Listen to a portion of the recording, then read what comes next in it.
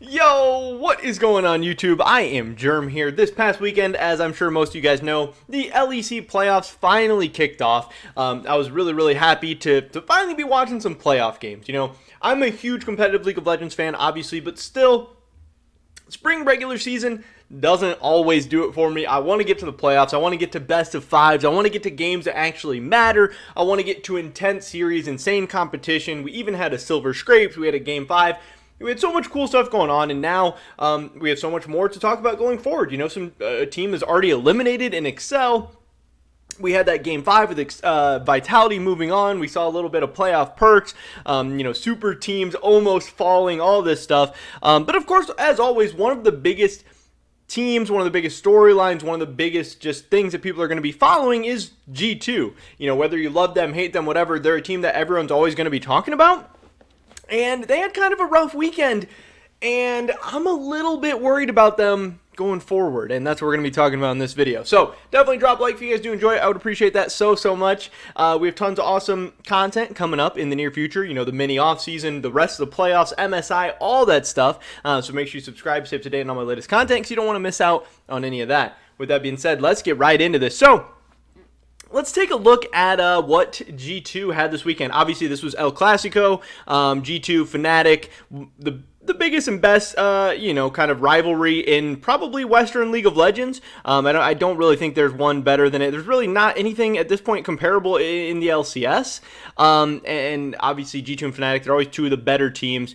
They're always two of the more fun, interesting teams, two of the bigger fan bases, all that type of stuff. And here we had from Saturday, Fnatic with the 3-1 victory over G2. Now, in and of itself, this shouldn't be too big of a deal. You know, Fnatic is, I think, by most people seen as the favorite. You know, maybe some people think Rogue will be able to take them down, or some people really like Rogue or think Rogue's better than them, or think Fnatic was a little inconsistent, a little up and down. Maybe they have more holes, flaws, whatever. But Fnatic has been a good team. They're a well-respected team. People think, you know, if Fnatic ends up being the MSI representative for Europe, I don't think many people would feel bad about that.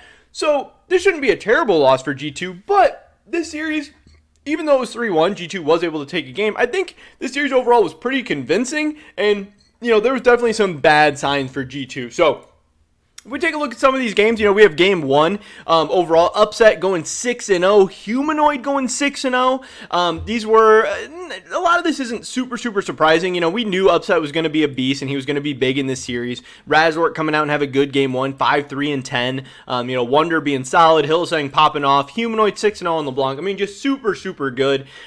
Pretty quiet game from Jankos overall, 0-5-7 on the Lee Sin. Broken Blade with the Yone, top 4-3-2. You know, he showed up, had a good game, but just wasn't able to get it done. Lysandra from Caps picking it into LeBlanc just didn't really, wasn't enough for G2 in this game at least.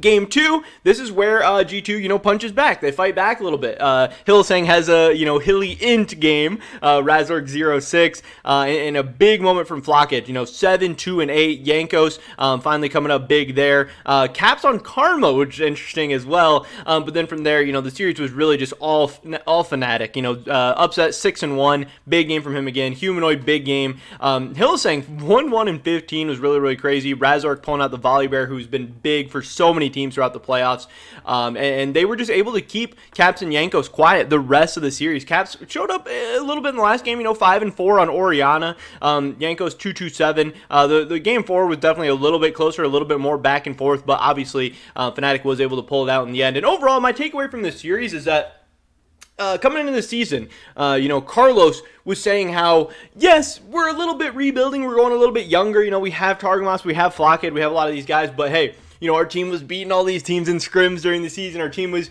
doing this and doing that, and our goal is still to win LEC titles. Our goal is still to win Worlds. We're going to be one of the best teams in the world, yada, yada, yada.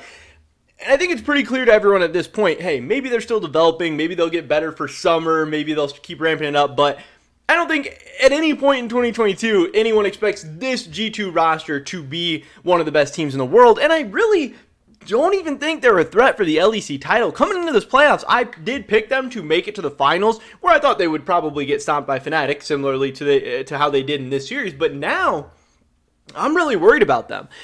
This next coming week, they have a matchup with Vitality.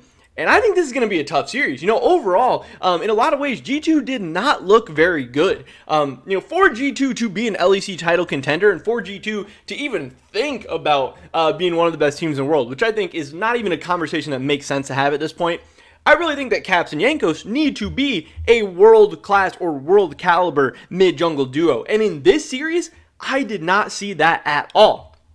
Obviously, Humanoid is a beast, and he's been a beast for a year plus at this point. But people had some questions about Razork coming into the series. He did not have the most amazing regular season. He did not have the regular season that a lot of people would have hoped for, the kind of jungler that Fnatic needed or wanted this year. Fnatic wanted to be not only the best team in the LEC, but one of the best teams in the world, and they need Razork to play up to that level, which I don't think a lot of people thought he did. So, if Caps and Jankos, the foundation of this G2 team, the guys who have been here the longest, the guys who have done all these things. These are the two MSI champions on these teams. These are the two world finalists. Caps, a multi-time world finalist on this team. They need to step up. And yes, taking down Humanoid is going to be a tall task, but winning the mid-jung against Razork and Humanoid, that's going to be something they need to do. And throughout the series, they were simply not able to do that. And this is, the second straight year of Caps just being very underwhelming. Now, again, I don't want to read too much into the regular season, so I thought, I'd give him a pass for that. But once we got to the playoffs, that's where it's time to step up. Again, Fnatic is a tough task. Fnatic is a very, very good team. But still, Rogue is also a good team. Vitality is also a good team. If Mad Lions make some moves in this offseason, like if Mad Lions gets like a Niski or something like that for the mid lane, all of a sudden they could be a very good team as well. Europe is going to have, I think, going into summer, some very, very good teams. And G2 is just not it right now. I think overall Broken Blade had a good series, and I think, a lot of people did recognize that. I think overall people have been pretty happy with Targamas' play. But I think people have a lot of questions, and rightfully so, about Flockhead. I think he was kind of the, random or curveball pick in this whole thing. You gotta think, you were moving on from Wunder, Reckless, and Mickey. Now, obviously, this team didn't work out last year, but remember, they were just a single game away from qualifying for Worlds. And now, all of a sudden, you've replaced him with Broken Blade. He's done pretty good. Now, hey, Wunder's doing pretty damn good for himself as well over on Fnatic. You replaced Targamas with Mickey. Mickey looked really good for Excel as well at times. Mickey's a little bit more questionable at times, but that Excel team I really don't think is as talented as a lot of these teams. I think Mickey came in and did a lot of good things for them, but Targamas has been pretty good as well. And then you took Reckless and replaced him with Flockhead, and I think that is just the most kind of rough replacement we've really seen so far. And I know a ton of people have been making excuses for Caps, like, the things Cap used to do, you just can't carry games like that anymore. You just can't 1v9 like that anymore. The game has changed. It's more team-oriented, yada, yada, yada. And then you look around and you see guys like Humanoid popping off and carrying games every once in a while. You see Larson popping off and carrying games once in a while. And it's just like, yes, I get Caps has a bunch of fans. Caps is very popular, and I love Caps too. I would want nothing more than Caps to be, vintage Caps, 2018, 2019 Caps popping off, carrying games left and right. But it's been over a year since we've seen Caps do that, and I really just think G2 is in a really, really rough spot. I don't think they're going to make it to the finals anymore. I think they're going to have their hands full with Vitality this weekend. I think either one of these teams can probably take Misfits, but Rogue is going to give these teams trouble. Fnatic's going to give these teams trouble, and I don't even know if G2 is going to beat Vitality at this point. Perkz wants nothing more than to beat G2. And yeah, just all of a sudden, things I think are not looking great for G2 after they just kind of got smacked around by Fnatic. And all of a sudden, I'm not so sure that this is an LEC title contender. I'm not so sure they're going to be an LEC title contender in summer. And again, Carlos can say whatever he wants. I'm not even thinking about this team being any kind of international threat, because at this point, I'm not so sure G2 is going to be playing on the international stage at all in 2022, and then I really don't know what they're going to do from there, especially if Caps and Jankos continue to look underwhelming.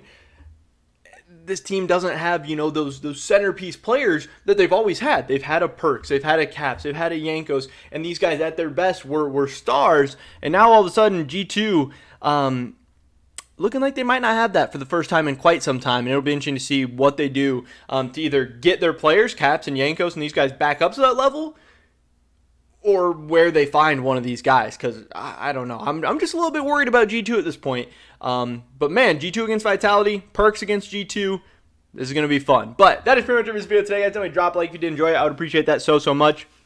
Leave a comment down below. Let me know what you think about G2. Are you worried about them? Do you think they just lost to a really good team and you think they're going to be fine? You think they're going to bounce back? You think they're still going to make it to the finals? I don't know. I'd love to hear your guys' thoughts and opinions. Subscribe, save today, and all my latest content. I hope to catch you guys in the next one. But until then, peace.